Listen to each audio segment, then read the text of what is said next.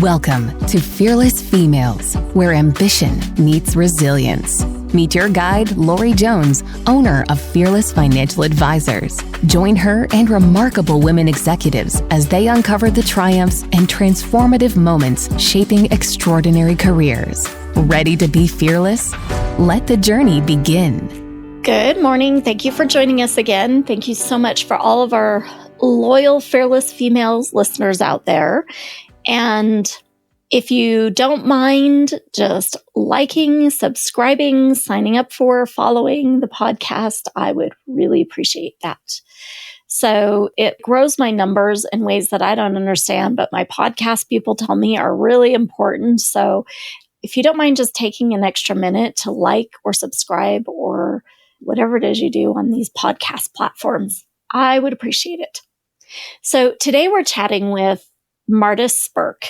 And the thing that I like most about my interview with her is she says, I think I'm proud that I like being uncomfortable. She said, I don't like it, but I like it. And you guys know how we are about that, how women are about that, right? We're like, yeah, well, I don't like it, but I do kind of like it. And that idea of being uncomfortable, stretching just a little bit, like trying something you aren't sure you're going to be good at, that is a really uncomfortable, scary place to be. But the fearlessness in us, those that kind of want to try hard things or want to grow, that are never really okay with the status quo, but are always looking to be a little bit better than we are today. Those are the fearless females that like that idea of being uncomfortable. And I was reflecting on this, honestly, just this last week, and I'm recording this intro a long time after I recorded the podcast. But I was reflecting on it just this week, that there were things that I did where I was panicked. I was so uncomfortable. It felt so uncomfortable to the first time I did my podcast, or the first time that I did a pitch meeting, or the first time that I did just about anything. Honestly, the first time I had a baby, I was scared to death. I was worried about it. I had to keep telling myself, you're going to do fine, Lorie. Things are going to be fine. You're going to do this. It's going to be okay. And now, as I look back, even on things that were scary, 6 months ago, I do those things on a daily basis and I don't even bat an eye. I'm like, yeah, I got this. I can do this. Now, kids and parenting and stuff like that, they always come up with new challenges. But I found that as I work through those challenges, as I'm scared of those things and do them anyway, like that idea of being uncomfortable, but moving forward, it gets to a place where I'm like, oh, I love this. I love what I'm doing. I love doing this podcast. I love talking with new clients. I love this thing that used to scare me to death. And now I love it at a 10. So let's get started with Marta. Let's hear her story. You guys are going to love it. I'm so excited today. We have Marta Spirk. She is a singer and speaking coach. I have heard Marta speak in person, and I am so excited to get to interview you today. Thank you so much for joining us. I am so excited to chat. Thank you for having me. So my very first question is always my favorite, and it shows because I was just thinking, I'm like, oh my gosh, I've got like 15 books on my bedside table that I haven't even started yet. And I keep asking the question. So what is your favorite book? Oh gosh, I have so many, but whenever this question comes around, I have to say one book that really impacted me is Napoleon Hill's Outwitting the Devil. I had heard so many people talk about his famous one, Think and Grow Rich, which I did dive into, but I had a mentor of mine that said that her favorite book was not that one by him. It was actually Outwitting the Devil. And the name kind of didn't draw me in, but then after hearing her say this so many times, and what also got me was I learned when I was looking into personalities and things, one of the many websites and assessments that I have done said that I had a similar one to Napoleon Hill. And I was like, well, that's interesting because he is, a very interesting figure out there. So that was one of the reasons why I was like, okay, I have to read this book. Like I'm being called. And I loved how just the way that he writes it, because it's a conversation with the devil. But in the beginning, he says, interpret this as you wish. Was it me having a conversation with the devil? Was it me having a conversation with myself? So I loved how he opened it up, and then just the different approach and ways of talking about fear and just how we live our lives sometimes blinded by, going through the motions as opposed to picking our path, being, more analytical and critical of the things. It was a really eye opener, I think, for me. And it's something that I keep going back to, and I should probably go read it again. Well, I will put it in my stack. It sounds interesting. And I've read his Think and Grow Rich, obviously, as, financial advisor. So I think that's super interesting. I'll have to take a look and see his other work. I actually didn't even know he wrote other books. So that it's a good thing I keep asking the question. Yeah, it's a good question.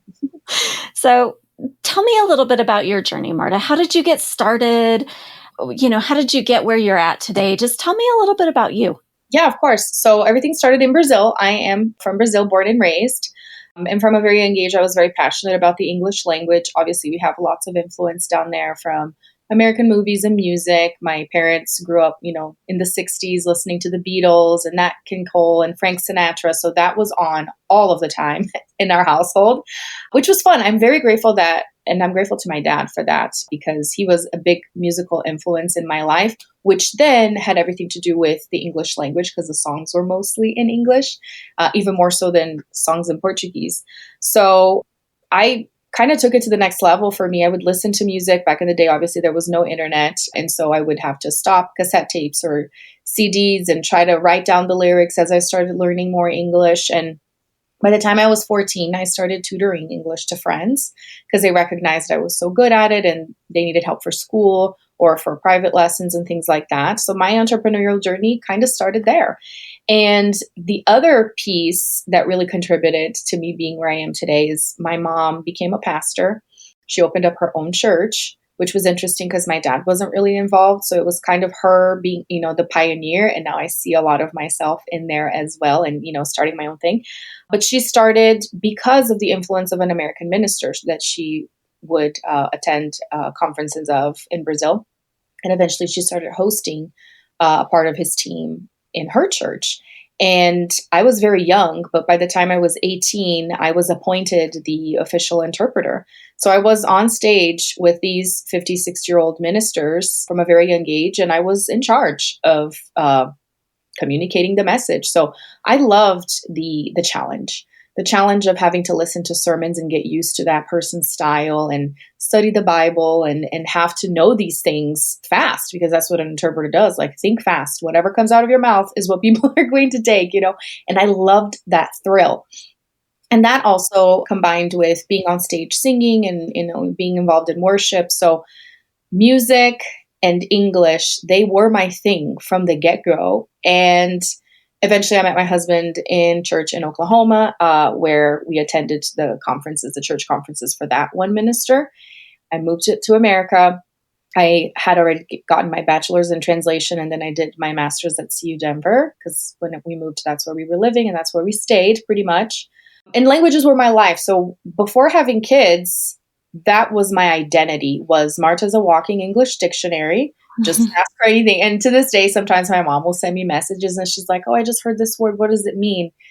And she's always surprised that I know what it is, or that I'm like, I don't know the context, but it could be this. Oh yeah, that totally makes sense. Okay. So it's fun.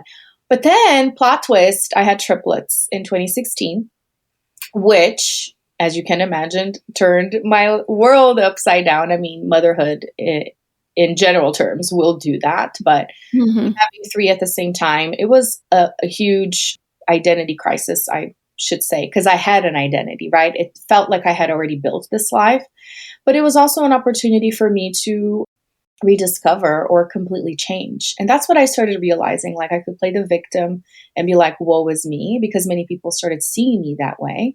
Like, oh my gosh, I'm glad it's you and not me. Like, wow, God really knew that you could take it because I wouldn't be able to, and all the funny little things that people say to this day.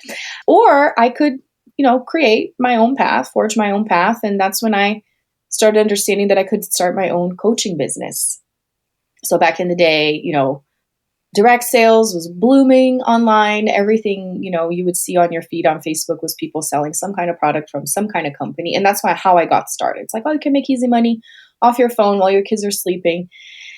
But I wanted more. I didn't want to be somebody's employee. I didn't want to sell somebody else's crap, is what I like to say. I wanted to create my own thing.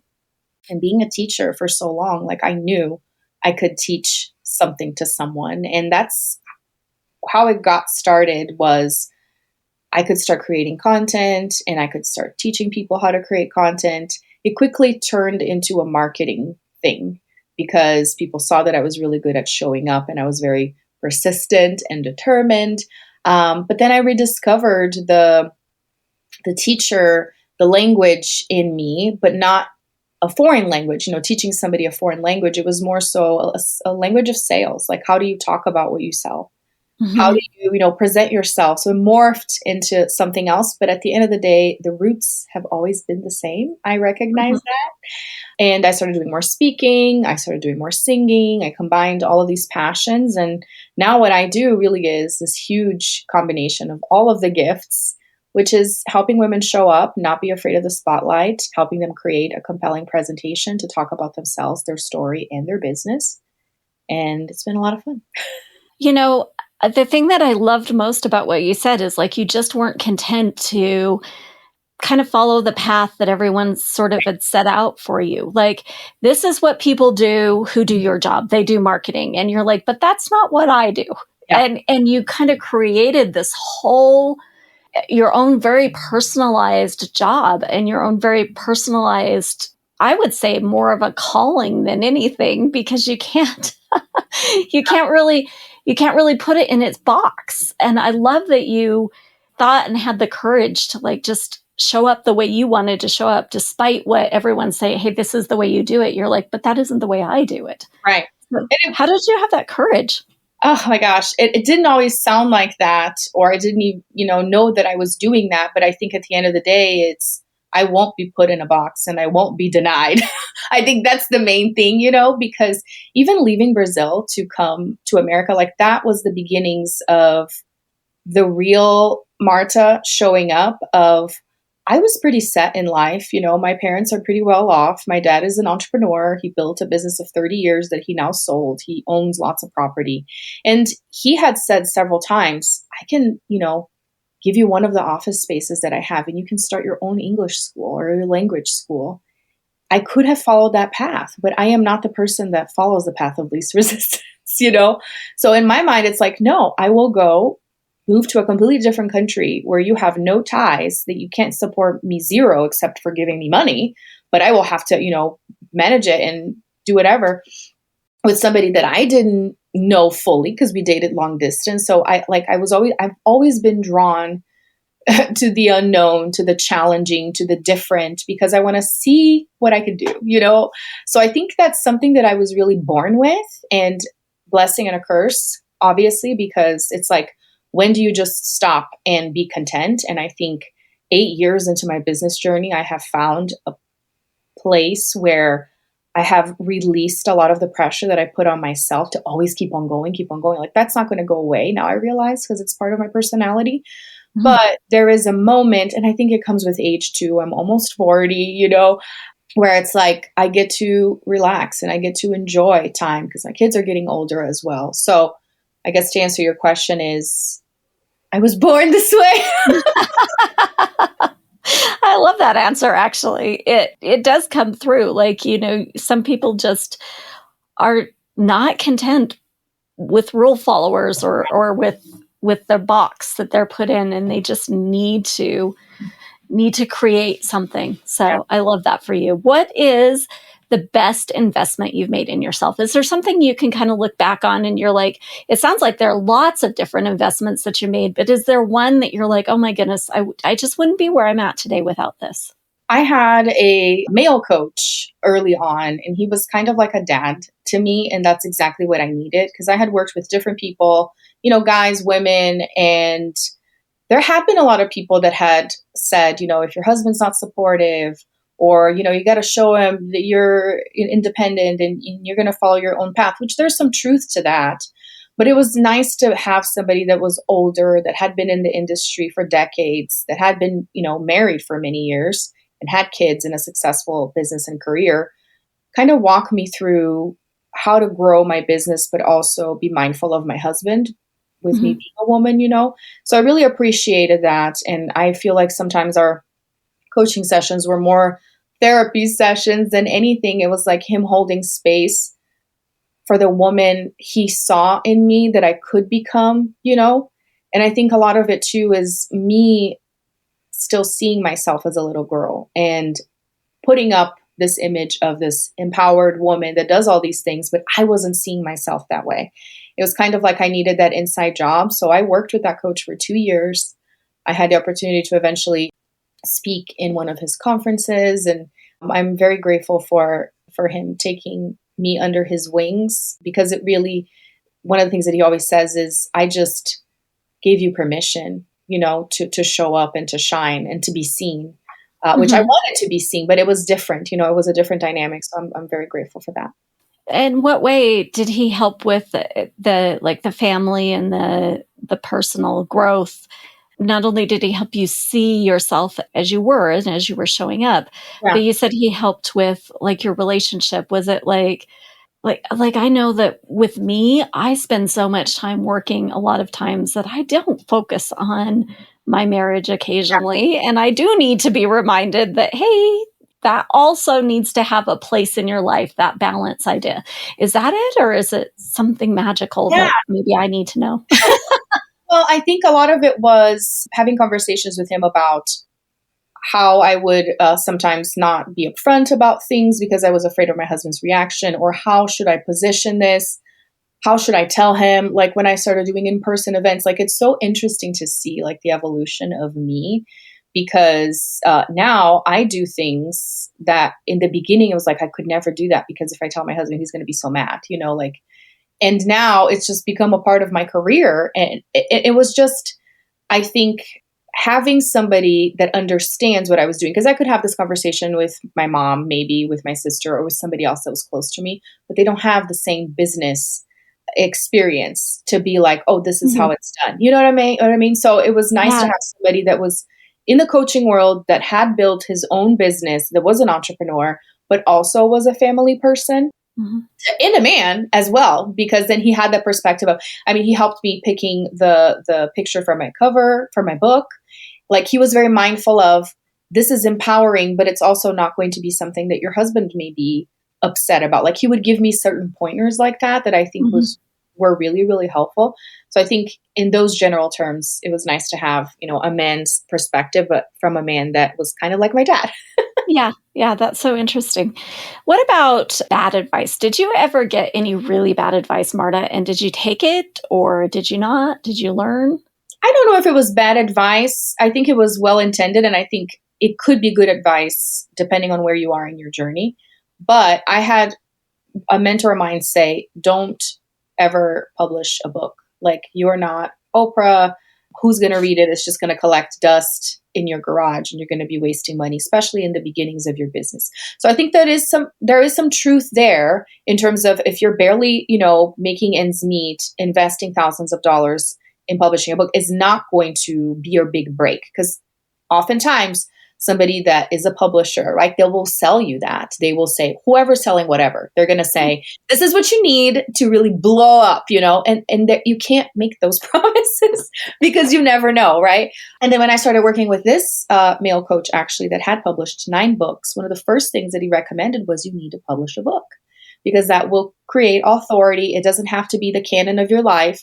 It's just an intro story. In fact, make it an airplane book is what he calls it, which is what I did. Make it something short so that people will read it in one sitting. Because when you come out with 300-page book, people will buy it to support you, but they won't read it. And that won't do what you want it to do, So I think that initial advice of don't ever do it was not good, because I've gotten so much out of putting myself out there with a book, credibility, authority, and I think just the confidence of, I'm going to do something scary that's not going to go away like an Instagram post or whatever, But on the same hand, I think there is some truth to that, in the sense of, start having clients, right? Get started on your journey and then put a book out. Yeah, first time it right. That makes sense. Yeah. And that's so interesting that you mentioned that because, the idea of timing it, I've always felt like there's a book in me somewhere. I love reading so much. I'm like, certainly I could write something, right? But it just never has felt like I haven't found that subject that strikes passion. And maybe you don't find that until you're kind of deeper into what you're supposed to be doing. Yeah, absolutely. And that's when I realized when I started, because I had such a hard time like figuring out what it was that I was going to write. But then with this coach's help, I started understanding, okay, it's just a piece. It doesn't have to be the whole thing. I can do that. And then as I was doing the book and the editor was helping me, she said, well, this doesn't belong in this book. And I realized, wow, this is how you write more books is because you pick a focus, and then you're like, I can expand on this. So I think eventually I probably will write another one with more maybe of a visibility and marketing focus. I don't know. But it was an interesting process to the writing. I think there's a lot of blocks that come around. Like the whole publishing is not hard. It's just saying, I will do this now. That's what's hard. That's the hardest thing is being like, this is ready. This is ready to get out.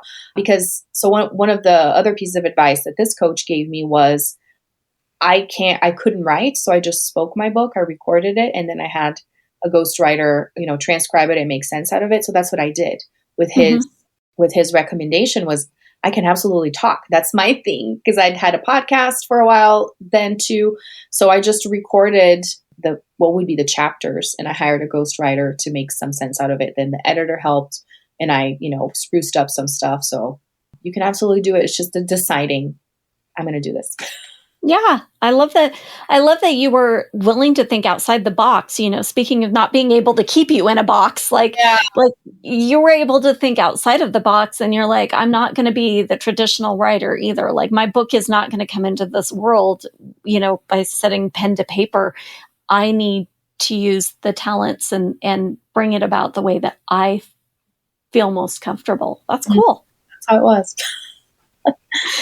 So, Marta, what about a situation? Can you look back along your journey and think of a situation that you would do so much differently today? Like you have learned, you've got some knowledge, and if you could go back and do that situation again, you would do it totally differently. Or I think there have been a few that are similar. And this is a common thing too. Like it's not necessarily a regret, it's a lesson. And I think that's sort of how I live my life because we always learn something. It's like, I wouldn't have known if this hadn't happened. So I had to go down that route, is dabbling in different things, saying, I can help you with this. Like somebody needs help with something that's not really what I do, but I know a little bit enough to kind of support. And then at the end of the day, it proving that I probably shouldn't have done that because I wasn't qualified. So kind of staying in my lane. But that's what's been tough for me in my growth progress journey is that I can do so many different things. And it's been hard to be like, then what is my thing? And a lot of it is the imposter syndrome of this is my thing. Could I really claim that this is my thing? Am I that good to claim this thing? Because then comes the perfectionism of there's so many other people that have this as a thing and they do amazing. So like it's a catch-22 of if I am doing all these different things, then I don't have to claim that I know it so well and compete with somebody that is super expert. So it's kind of like me shielding. And that has been a piece of me focusing more on speaking is me stepping out and saying, no, I am really good at this.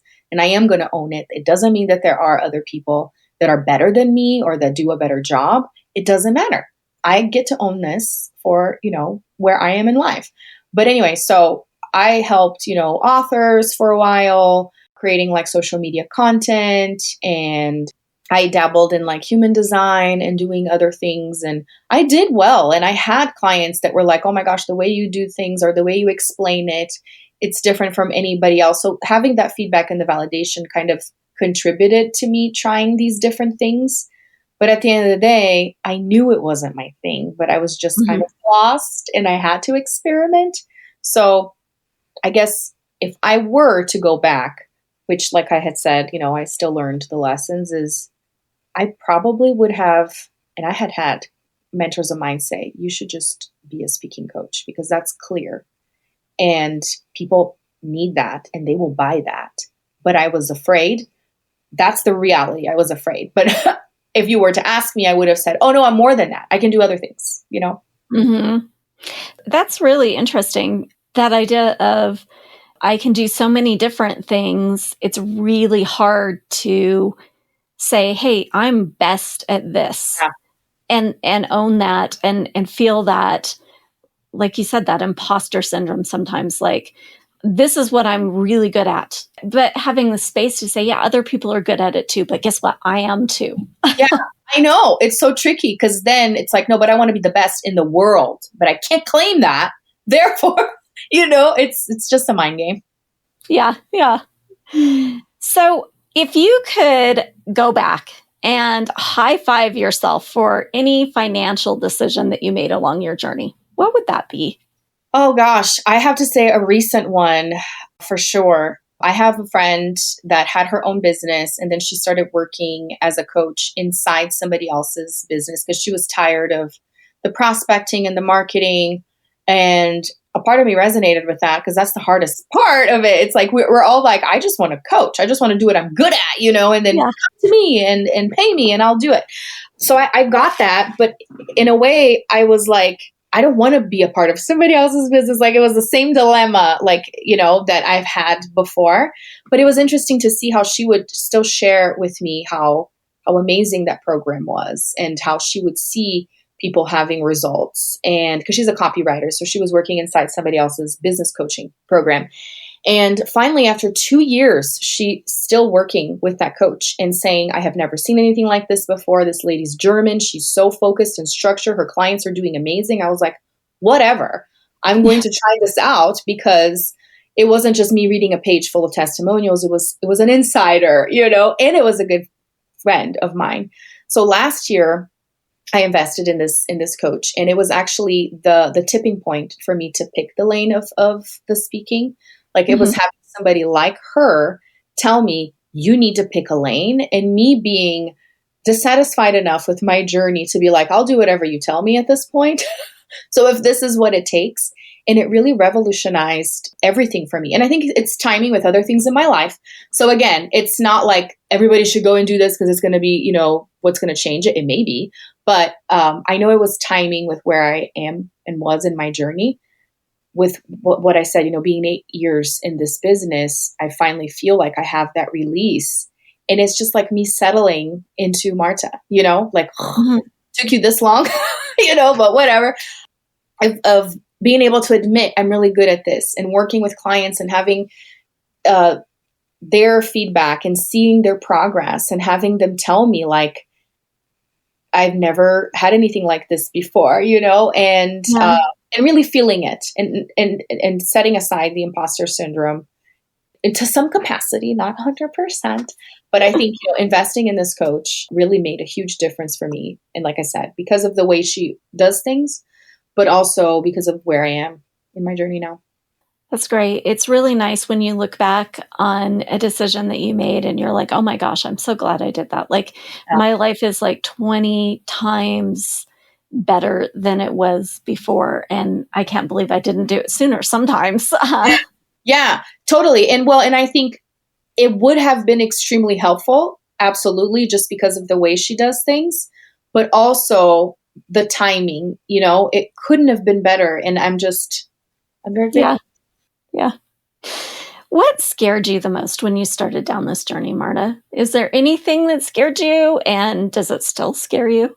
I think the main underlying thing at all times is failure, admitting defeat. Like I tried this and at the end of the day, it wasn't for me. It didn't work out. And I got to say, it was, probably about 1.5 years ago when I started having the thought of, maybe I won't do this anymore. Maybe I will be a stay-at-home mom. Because that was the whole debacle with my husband. And when I was working with that guy coach, it was, you have 3 kids the same age. Why are you pursuing something else? Like you're busy enough. And I now see that the reason why is because this was something that I could control. It was something I could call my own, that nobody else could, opinionate on, because everybody was already opinionating on how to raise my kids. And obviously I needed help and I needed advice. I'd never done it before, but it was just hard. Okay. I was talking to a childhood friend the other day and I was like, I think my postpartum probably lasted about 6 years. Because they say, it usually lasts about 2 years when you're thinking about a kid, yes, a few months, but the whole identity, coming to terms with reality. And so what is 2 times 3, Yeah. So I think it was craziness. And so the timing with me, switching gears when you think my kids are going to be 10, everything is kind of making more sense now. But I think my biggest fear was starting this venture and then going back to the people that said, you shouldn't do this because you have 3 kids, and saying you were right. I shouldn't just be in the stay-at-home mom. But anyways, so I started having these feelings of, I've tried it long enough and it's just not doing what I wanted to do. And it just feels like I'm working so hard. But I didn't want to admit defeat. But I did have a conversation with my husband where I said, what if I did nothing? Like, what would it look like? And he's like, well, we could do that, because he has a job. He makes decent money. He's advanced through the years. And he said, but our lifestyle would change drastically. So, the kids probably wouldn't be able to go to private school doing the activities that they do. We wouldn't be able to go out to eat as much as we do or travel, but we would be okay. So when he said that, it was when I realized, wow, I am actually contributing. I just need to find something that will make me happy. And that's where, the evolution of, okay, let's focus on speaking and making that has been the biggest fear. And now looking at my journey, I see that even if I were to stop everything, it wouldn't mean that I failed, because I've achieved so much, It would just be the next phase, because it's seasons, right, of life. But I guess to answer your question, failure. Yeah, we all worry about that. I'm so interested because I've talked to other women who just go through, and I myself went through it, where I was like, do I stay at home? Do I go back to work? And on one hand, you've got these wonderful human beings that are just the love of your life and your greatest accomplishment. And on the other side, you have, but I need something to help me feel fulfilled, because picking up Cheerios doesn't do it. Right. Oh my gosh. Absolutely. It's tough. It really is tough, because one doesn't negate the other. And that's what's so hard, because you have sometimes 2 different camps around you, voices, right, of people saying, this should fulfill you. What are you doing? And then there are other people that are like, that's not going to fulfill you. And it's like, well, why can't I be happy doing both and finding that, middle ground? But it takes a lot of work, inner work, conversations with people around you. So it's tough. I think that's the hardest part. And I have no idea how you did. I have 5 kids, but they all came at different times. 3 at the same time. It sounds like it would be way harder than what I went through. So how did you juggle that? I don't even know, man, to be honest.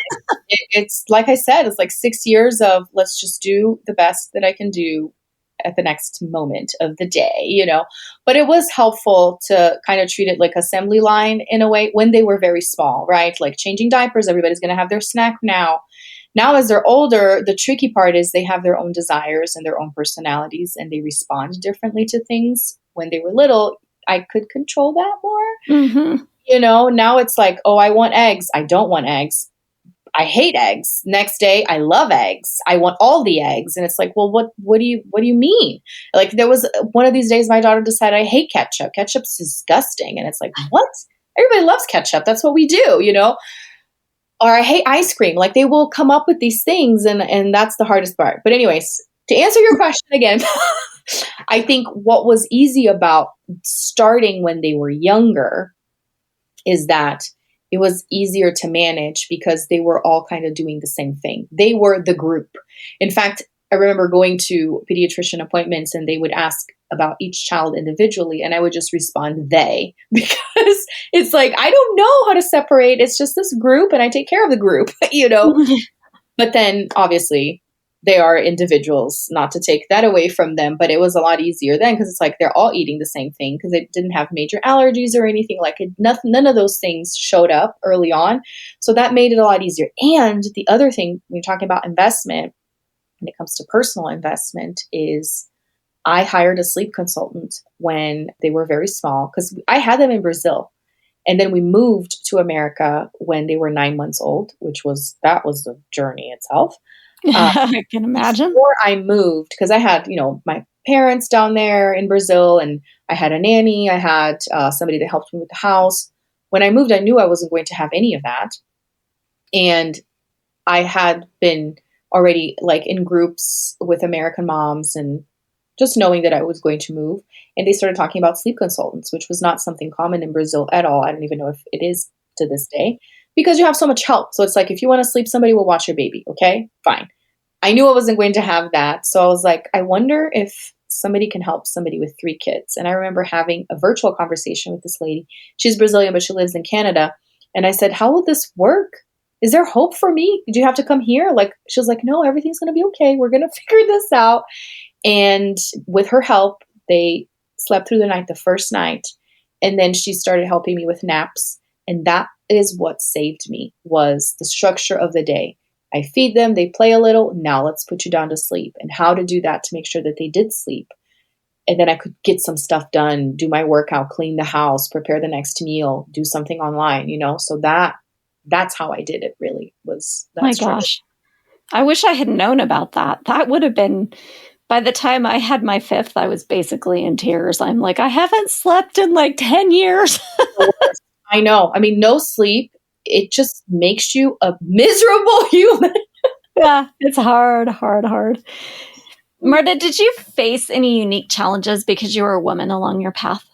I think the main challenge is what we were talking about. Like, why aren't you just happy doing the things that a woman is supposed to be doing, which is cooking, cleaning, and, taking care of your kids? Like, you should be. And I had a lot of pressure from family. It wasn't even like people from outside would be like, you're amazing. How are you doing all these things? And they were admiring me. But my own family was like, this is not okay. You should be focusing more on that. And I felt bad because I didn't fully understand why I had this desire to do something else. And now I see it's because it was so hard to cope. Honestly, that's really what it was. But also the desire of not being inside the box. Like, there were so many other factors to that. I think that has been the biggest thing. Not in terms of peers, because I work with women and I have so many role models and examples of women doing amazing things, like smart, competent women handling all of the different hats. I had a guest on my podcast the other day that said, let's not talk about hats, let's talk about magnets. Because you move the magnets, on the fridge. They never come off the fridge. They're always there. A hat you take off. This is always there, and you're kind of just managing and moving them around. So I think that was the main thing, is how I perceived myself and how my family perceived me, but not so much the world. Mm-hmm. And it is hard too, sometimes, to get kind of those that are closest to you that you feel like maybe should be giving you the best advice, or you should be listening to their advice. And sometimes it just doesn't, it's good advice, but it may not be the right advice for you. Yeah. Marta, what is the thing you are the most proud of? I think I'm proud that I like being uncomfortable. I don't like it, but I like it. Yeah. I think that, and I had a coach early on that when I told him that, he was like, wow, that's different. Not many people can say that. And that was encouraging for me beginning, and, somebody that I admired telling me that, because that's typically what a coach will say.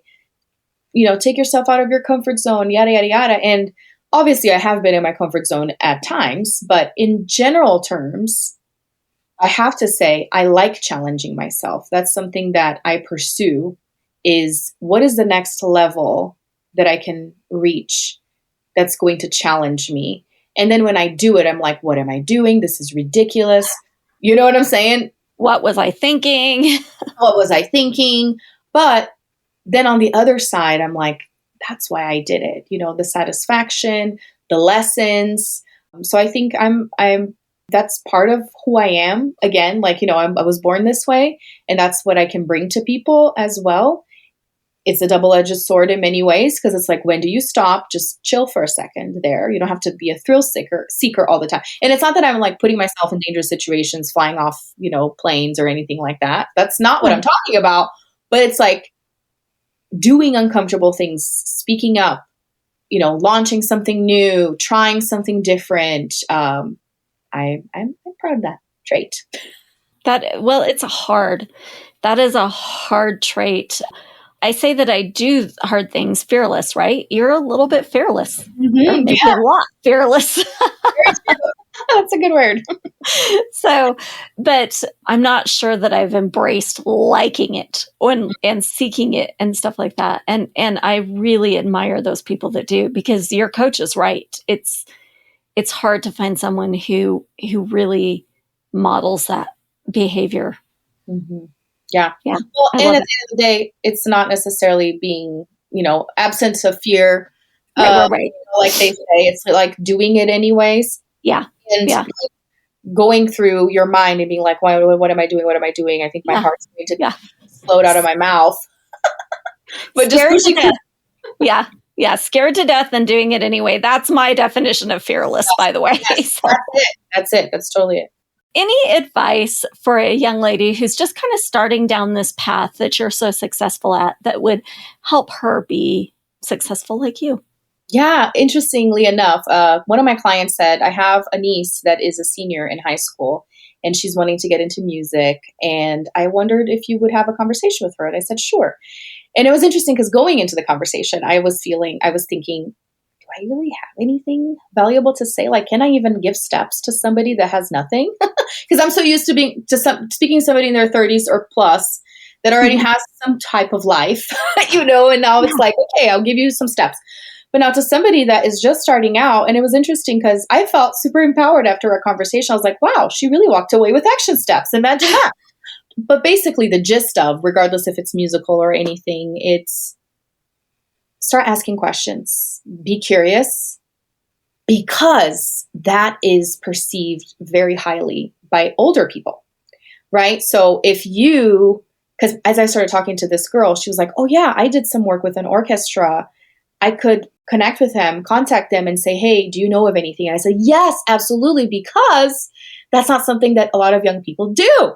And so when somebody older sees someone eager, they're like, yes, please, I will give you all my knowledge. I will tell you all of the things. I will connect you with my friends.